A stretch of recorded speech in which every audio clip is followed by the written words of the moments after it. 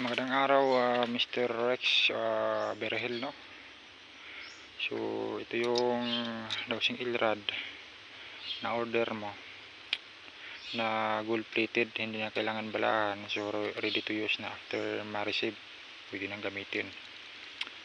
So i-test ko ito sa site ng actual. Yan yung suspected deposit. Yan yung target kasi na-remap na natin yung area. So ipakita ko muna yung mga markers para sa ganun tahimik yung mga basher natin. Yan yung cutted eye,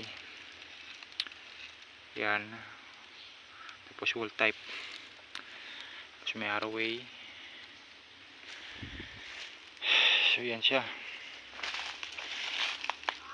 wala dito yung target natin. So yan yung bench marker, no? Bali nandito ito sa area ko, savings ko ito, hindi ko muna ito ginalaw. So wall type siya, wala dito yung sa front yung deposit, nandito yung deposit. Yan siya, kasi kung pansinin natin yan, so yan siya, may letter C siya, so metal element, ibig sabihin 270 degrees waist target, 3 feet mula dyan sa bato na yan dito sa spot na to. Yan yung staka, may nakalock dito na bato na foot marker, yan siya na hindi magalaw. Yan, so yan S-waist alignment. So and then north sa south side, yan siya, may tatlong bato dyan. So sa norte may pagong dyan sa norte na may kanji.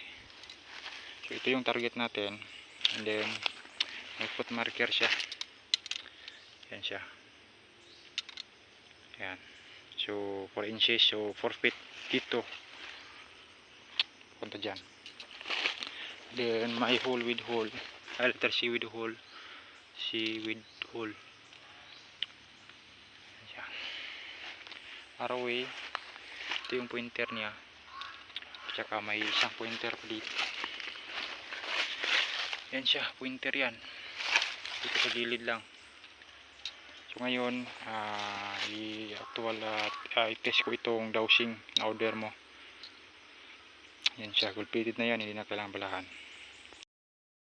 So ngayon test natin yung staka na box type.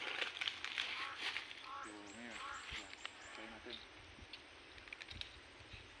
Kapag gamit nito, bali tutorial na ito paano gamitin ang dowsing.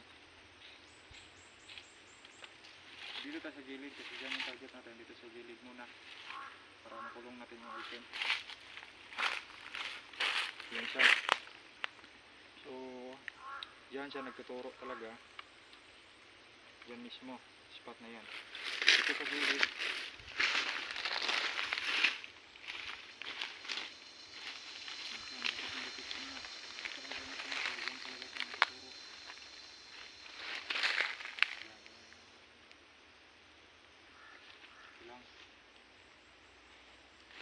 dito.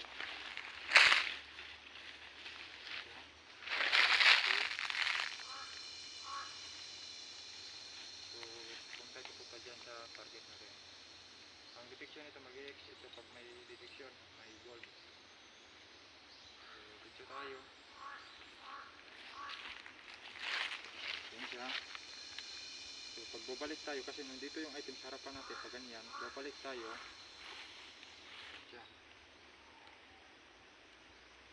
Hakbang tayo ulit. Yan. So dito lang sa front, gilid.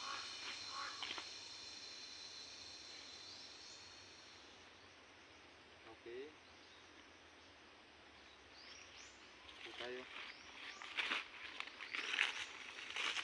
balik talaga siya doon.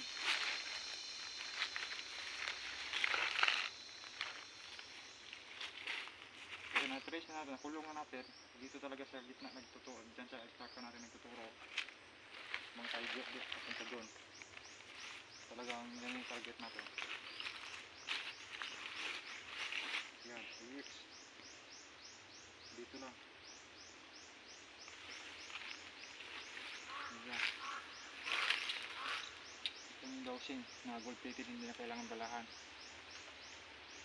Pero kung may bala ka, pwede naman po balahan ito, pwede naman balahan kasi pwede naman buksan dito, pwede din balahan, pwede din hindi balahan. Okay, so gold lang ma-detect nito, hindi dito makadetect na metal na ano, kasi gold plated. Gold ang target niya, hindi makadetect ng diamond, silver, kasi gold lang yung target niya. Yan na muna, mansay.